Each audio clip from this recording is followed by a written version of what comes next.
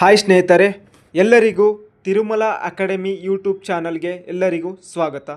ಇವತ್ತಿನ ಒಂದು ತರಗತಿಯಲ್ಲಿ ನಾವು ಇಂದು ನಮ್ಮ ಕರ್ನಾಟಕದ ಸನ್ಮಾನ್ಯ ಶ್ರೀ ಸಿದ್ದರಾಮಯ್ಯನವರು ಮಂಡಿಸಿದ ಅವರ ದಾಖಲೆಯ 17ನೇ ಬಜೆಟ್ನ ಪ್ರಮುಖ ಅಂಶಗಳನ್ನು ನಾವು ಈ ಒಂದು ತರಗತಿಯಲ್ಲಿ ತಿಳಿದುಕೊಳ್ಳೋಣ.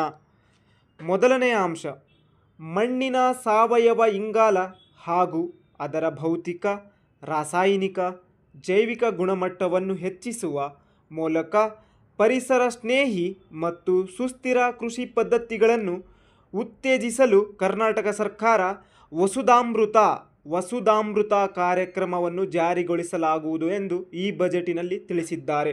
ನಿಮ್ಮ ಪರೀಕ್ಷೆಗಳಲ್ಲಿ ವಸುಧಾಮೃತ ಕಾರ್ಯಕ್ರಮದ ಒಂದು ವಿಶೇಷತೆ ಏನು ಎಂದು ಕೇಳಬಹುದು. ಹಾಗೆ ಮುಂದಿನ ಒಂದು ಅಂಶ ನೋಡುವುದಾದರೆ, ಬೆಳೆಗಳಲ್ಲಿ ಕೀಟ ಹಾಗೂ ರೋಗಗಳನ್ನು ಪ್ರಾಥಮಿಕ ಹಂತದಲ್ಲಿಯೇ ಪತ್ತೆ ಹಚ್ಚಿ ಇವುಗಳನ್ನು ನಿಯಂತ್ರಿಸಲು ಅಗತ್ಯವಿರುವ ಪರಿಸರ ಸ್ನೇಹಿ ಜೈವಿಕ ಪೀಡನಾಶಕ ಅಥವಾ ಕೀಟನಾಶಕಗಳ ಜೊತೆ ಇತರೆ ಸುರಕ್ಷಿತ ನಿರ್ವಹಣಾ ಕ್ರಮಗಳನ್ನು ಶಿಫಾರಸುಗಳನ್ನು ರೈತರಿಗೆ ಸರಿಯಾದ ಸಮಯದಲ್ಲಿ ಒದಗಿಸಲು ಸಸ್ಯ ಸಂಜೀವಿನಿ ಯೋಜನೆಯನ್ನು ಜಾರಿಗೊಳಿಸಲಾಗುವುದು ಎಂದು ಈ ಬಜೆಟಿನಲ್ಲಿ ತಿಳಿಸಿದ್ದಾರೆ. ಯಾವ ಯೋಜನೆ ಏನೆಂದರೆ ಸಸ್ಯ ಸಂಜೀವಿನಿ ಯೋಜನೆ. ಅದರ ಉದ್ದೇಶ ಏನೆಂದರೆ ಬೆಳೆಗಳಲ್ಲಿ ಕೀಟ ಹಾಗೂ ರೋಗಗಳನ್ನು ಪ್ರಾರಂಭಿಕ ಅಥವಾ ಆರಂಭಿಕ ಹಂತದಲ್ಲಿಯೇ ಪತ್ತೆ ಹಚ್ಚಿ ಇವುಗಳನ್ನು ನಿಯಂತ್ರಣ ಮಾಡುವ ಒಂದು ಉದ್ದೇಶದಿಂದ ಈ ಒಂದು ಸಸ್ಯ ಸಂಜೀವಿನಿ ಯೋಜನೆಯನ್ನು ಅನುಷ್ಠಾನಗೊಳಿಸಲಾಗುತ್ತಿದೆ. ಹಾಗೆ ಮುಂದಿನ ಒಂದು ಅಂಶ ನೋಡುವುದಾದರೆ, ಚಿತ್ರದುರ್ಗ ಜಿಲ್ಲೆಯ ಜಬ್ಬೂರಿನ ಜಿಲ್ಲಾ ಕೃಷಿ ತರಬೇತಿ ಕೇಂದ್ರವನ್ನು ರಾಜ್ಯ ಮಟ್ಟದ ಕೃಷಿ ಉದ್ದಿಮೆ ತರಬೇತಿ ಕೇಂದ್ರವನ್ನಾಗಿ ಉನ್ನತೀಕರಿಸಲಾಗುವುದು ಎಂದು ಈ ಬಜೆಟಿನಲ್ಲಿ ತಿಳಿಸಿದ್ದಾರೆ. ನೆಕ್ಸ್ಟ್ ಮುಂದಿನ ಒಂದು ಅಂಶ, ಮಂಡ್ಯ ಜಿಲ್ಲೆಯ ಪಾಂಡವಪುರ ತಾಲೂಕನ್ನು ಸಂಪೂರ್ಣ ಸಾವಯವ ತಾಲೂಕನ್ನಾಗಿ ಪರಿವರ್ತಿಸಲು ಅಧಿಕೃತ ಸಾವಯವ ಪ್ರಮಾಣೀಕರಣ ವ್ಯವಸ್ಥೆಯನ್ನು ಜಾರಿಗೆ ತರಲಾಗುವುದು ಎಂದು ತಿಳಿಸಿದ್ದಾರೆ. ಮಂಡ್ಯ ಜಿಲ್ಲೆಯ ಯಾವ ತಾಲೂಕು?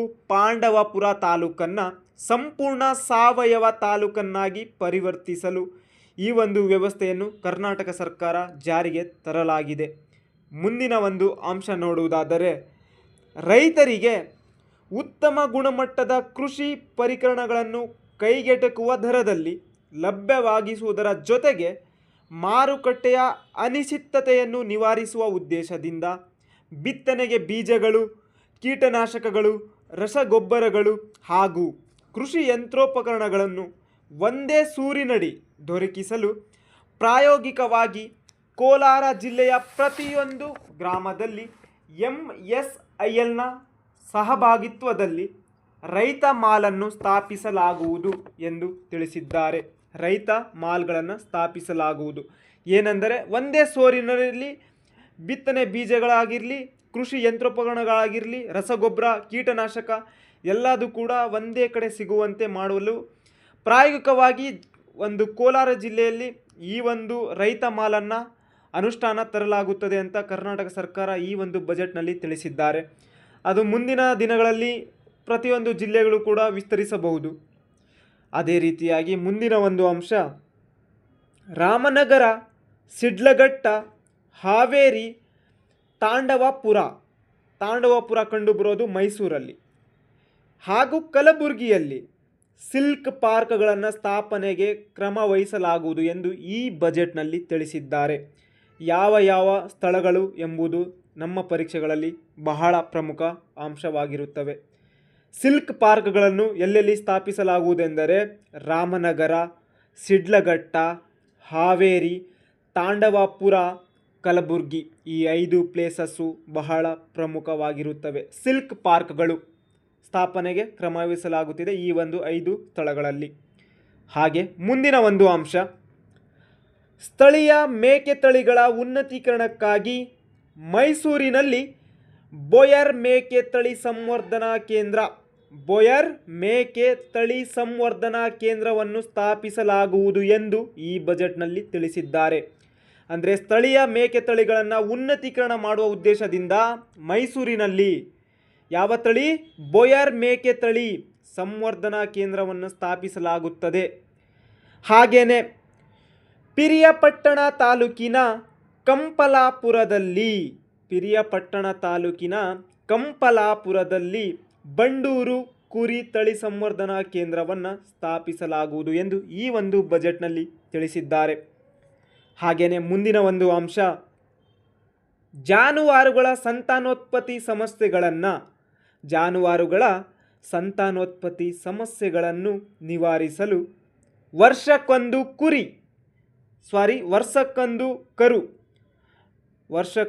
ಕರು ಎಂಬ ಘೋಷವಾಕ್ಯದೊಂದಿಗೆ ರಾಜ್ಯದ 1000 ಗ್ರಾಮ ಪಂಚಾಯಿತಿಗಳಲ್ಲಿ ಫಲಧಾರೆ ಶಿಬಿರಗಳನ್ನು 5 ಕೋಟಿ ರೂಪಾಯಿ ವೆಚ್ಚದಲ್ಲಿ ಏರ್ಪಡಿಸಲಾಗುವುದು ಎಂದು ಈ ಬಜೆಟ್ನಲ್ಲಿ ತಿಳಿಸಿದ್ದಾರೆ. ಯಾವ ಒಂದು ಘೋಷವಾಕ್ಯದೊಂದಿಗೆ ಅಂದರೆ ವರ್ಷಕ್ಕೊಂದು ಕರು ಎಂಬ ಘೋಷವಾಕ್ಯದೊಂದಿಗೆ ರಾಜ್ಯದ 1000 ಗ್ರಾಮ ಪಂಚಾಯಿತಿಗಳಲ್ಲಿ ಯಾವ ಶಿಬಿರ? ಫಲಧಾರೆ ಶಿಬಿರ. ಇದು ಬಹಳ ಪ್ರಮುಖವಾದಂತಹ ಒಂದು ಅಂಶ.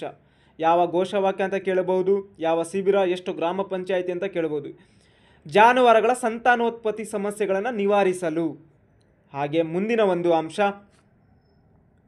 ಪಶುಗಳಲ್ಲಿನ ರೋಗಗಳನ್ನು ನಿಖರವಾಗಿ ಪತ್ತೆ ಹಚ್ಚಲು ರಾಜ್ಯದಲ್ಲಿ ಪ್ರಪ್ರಥಮವಾಗಿ ಇದೇ ಮೊದಲ ಬಾರಿಗೆ ಬೆಂಗಳೂರು ಹಾಗೂ ಬೀದರ್ನ ಪಶುವೈದ್ಯಕೀಯ ಮಹಾವಿದ್ಯಾಲಯದ ಪಶು ಆಸ್ಪತ್ರೆಗಳಲ್ಲಿ ಜಾನುವಾರುಗಳ ಸಿಟಿ ಸ್ಕ್ಯಾನಿಂಗ್ ಕೇಂದ್ರಗಳನ್ನು ಸ್ಥಾಪಿಸಲಾಗುವುದು.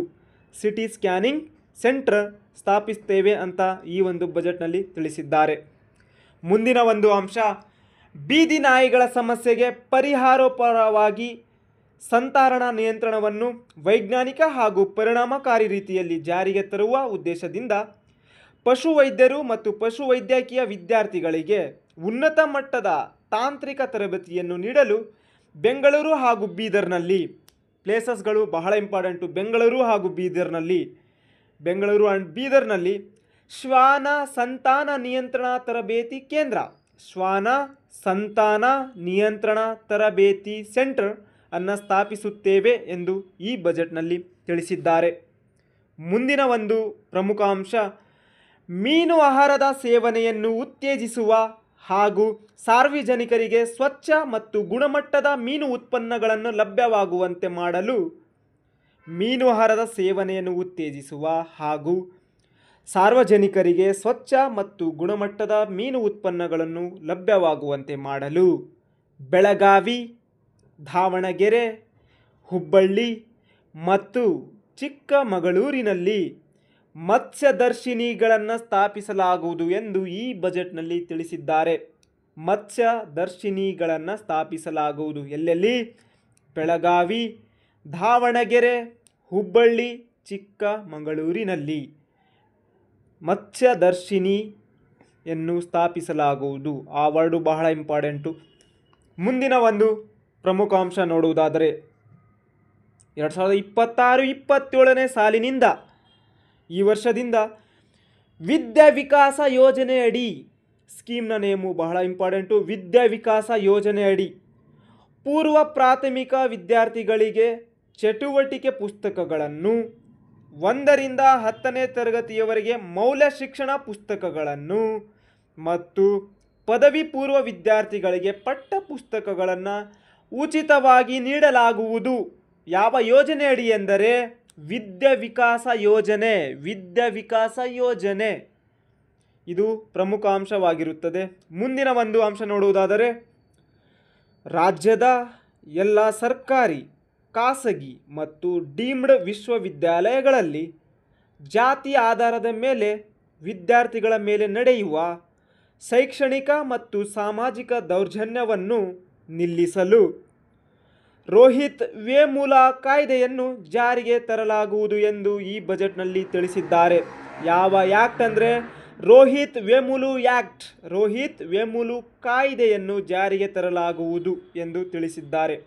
ಶೈಕ್ಷಣಿಕ ಮತ್ತು ಸಾಮಾಜಿಕ ದೌರ್ಜನ್ಯವನ್ನು ನಿಲ್ಲಿಸಲು ಯಾರ ವಿರುದ್ಧ ಅಂದರೆ ಜಾತಿ ಆಧಾರದ ಮೇಲೆ ವಿದ್ಯಾರ್ಥಿಗಳ ಮೇಲೆ ನಡೆಯುವ ಒಂದು ಶೈಕ್ಷಣಿಕ ಮತ್ತು ಸಾಮಾಜಿಕ ದೌರ್ಜನ್ಯವನ್ನು ನಿಲ್ಲಿಸಲು ರೋಹಿತ್ ವೇಮುಲು ಕಾಯ್ದೆಯನ್ನು ಜಾರಿಗೆ ತರುತ್ತೇವೆ ಎಂದು ತಿಳಿಸಿದ್ದಾರೆ.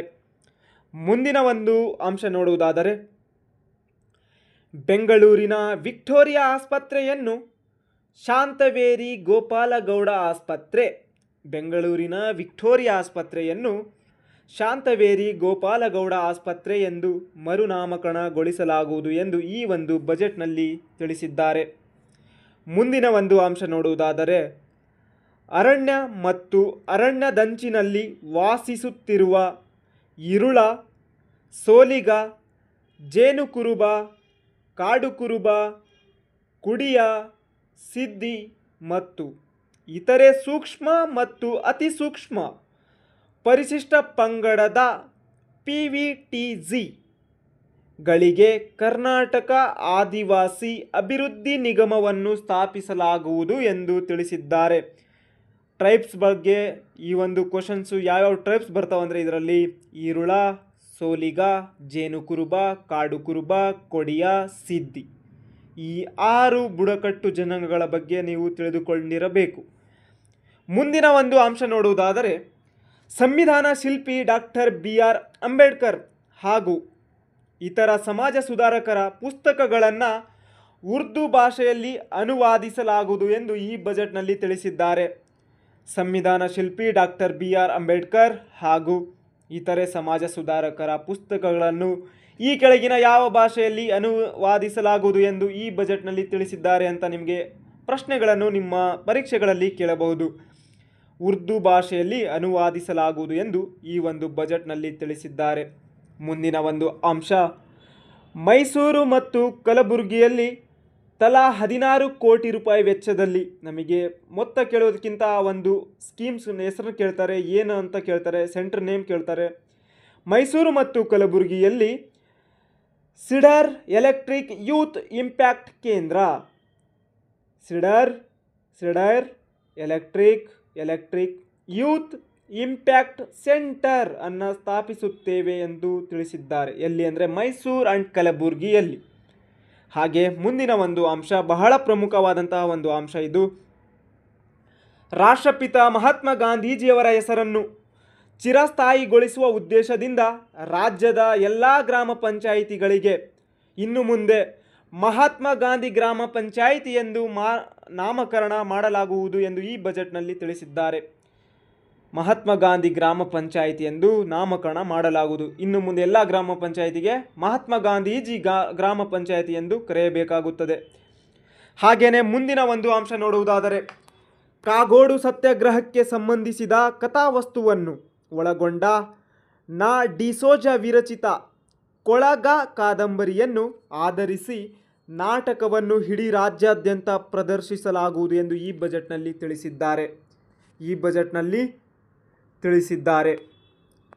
ಕಾಗೋಡು ಸತ್ಯಾಗ್ರಹಕ್ಕೆ ಸಂಬಂಧಿಸಿದ ಕಥಾವಸ್ತುವನ್ನು ಒಳಗೊಂಡ ನಾ ಡಿಸೋಜ ವಿರಚಿತ ಕೊಳಗ ಕಾದಂಬರಿ, ಈ ಕಾದಂಬರಿ ಬಹಳ ಪ್ರಮುಖವಾಗಿರುತ್ತದೆ. ಯಾವ ಕಾದಂಬರಿ?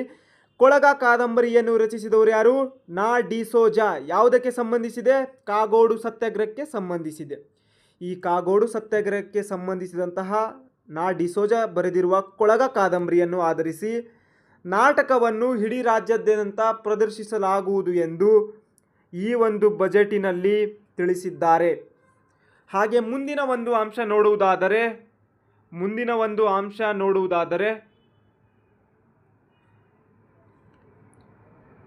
ಸ್ವಾತಂತ್ರ್ಯ ಹೋರಾಟದಲ್ಲಿ ಭಾಗವಹಿಸಿ ಅಂಡಮಾನ್ ದ್ವೀಪದಲ್ಲಿ ಕರಾಳ ಶಿಕ್ಷೆಗೊಳಗಾದ ಕರ್ನಾಟಕದ 59 ಕನ್ನಡಿಗರ ವೀರಗಾಥೆಯ ಕುರಿತ, ಬಹಳ ಇಂಪಾರ್ಟೆಂಟ್ ಇದು, ಸ್ವಾತಂತ್ರ್ಯ ಹೋರಾಟದಲ್ಲಿ ಭಾಗವಹಿಸಿ ಅಂಡಮಾನ್ ದ್ವೀಪದಲ್ಲಿ ಕರಾಳ ಶಿಕ್ಷೆಗೊಳಗಾದ ಕರ್ನಾಟಕದ 59 ಕನ್ನಡಿಗರ ವೀರಗಾಥೆಯ ಕುರಿತು ಅನಾಮಿಕ ಸ್ವಾತಂತ್ರ್ಯ ಹೋರಾಟಗಾರರು, ಯಾವ ಕೃತಿ? ಅನಾಮಿಕ ಸ್ವಾತಂತ್ರ್ಯ ಹೋರಾಟಗಾರರು ಎಂಬ ಕೃತಿಯನ್ನು ಕರ್ನಾಟಕ ಸಾಹಿತ್ಯ ಅಕಾಡೆಮಿ ವತಿಯಿಂದ ಪ್ರಕಟಿಸಲಾಗುವುದು. ಬಹಳ ಇಂಪಾರ್ಟೆಂಟ್ ಇದು. ಅನಾಮಿಕ ಸ್ವಾತಂತ್ರ್ಯ ಹೋರಾಟಗಾರರು ಎನ್ನುವಂಥ ಕೃತಿಯನ್ನು ಕರ್ನಾಟಕ ಸಾಹಿತ್ಯ ಅಕಾಡೆಮಿ ವತಿಯಿಂದ ಪ್ರಕಟಿಸಲಾಗುತ್ತಿದೆ. ಅದರ ವಿಶೇಷ ಏನೆಂದರೆ, ಸ್ವಾತಂತ್ರ್ಯ ಹೋರಾಟದಲ್ಲಿ ಭಾಗವಹಿಸಿ ಅಂಡಮಾನ್ ದ್ವೀಪದಲ್ಲಿ ಶಿಕ್ಷೆಗೊಳಗಾದಂತಹ ಕರ್ನಾಟಕದ 59 ಜನ ಕನ್ನಡಿಗರ ಒಂದು ವೀರಗಾಥೆಯ ಕಥೆ ಆಗಿರುತ್ತದೆ. ಮುಂದಿನ ಒಂದು ಅಂಶ ನೋಡುವುದಾದರೆ, KHB ಸೂರ್ಯ ಕ್ರೀಡಾ ಗ್ರಾಮ. KHB ಸೂರ್ಯ ಕ್ರೀಡಾ ಗ್ರಾಮ ಎಂಬ ಹೆಸರಿನಲ್ಲಿ ಕರ್ನಾಟಕ ಗೃಹ ಮಂಡಳಿ ವತಿಯಿಂದ ಬೆಂಗಳೂರಿನ ಆನೇಕಲ್ ತಾಲೂಕಿನಲ್ಲಿ ಅಂತಾರಾಷ್ಟ್ರೀಯ ಕ್ರೀಡಾಕೂಟಗಳನ್ನು ನಡೆಸಲು ಅನುಕೂಲವಾಗುವಂತೆ ಅಂತಾರಾಷ್ಟ್ರೀಯ ಕ್ರೀಡಾಂಗಣವನ್ನು ನಿರ್ಮಾಣ ಮಾಡಲಾಗುವುದು ಎಂದು ಈ ಒಂದು ಬಜೆಟ್ನಲ್ಲಿ ತಿಳಿಸಿದ್ದಾರೆ. KHB ಸೂರ್ಯ ಕ್ರೀಡಾ ಗ್ರಾಮ ಎಂಬ ಹೆಸರಿನಲ್ಲಿ ಬೆಂಗಳೂರಿನ ಆನೇಕಲ್ ತಾಲೂಕಿನಲ್ಲಿ ಇಂಟರ್ನ್ಯಾಷನಲ್ ಸ್ಟೇಡಿಯಂ ನಿರ್ಮಾಣ ಮಾಡುತ್ತೇವೆ ಎಂದು ಈ ಒಂದು ಬಜೆಟ್ನಲ್ಲಿ ತಿಳಿಸಿದ್ದಾರೆ.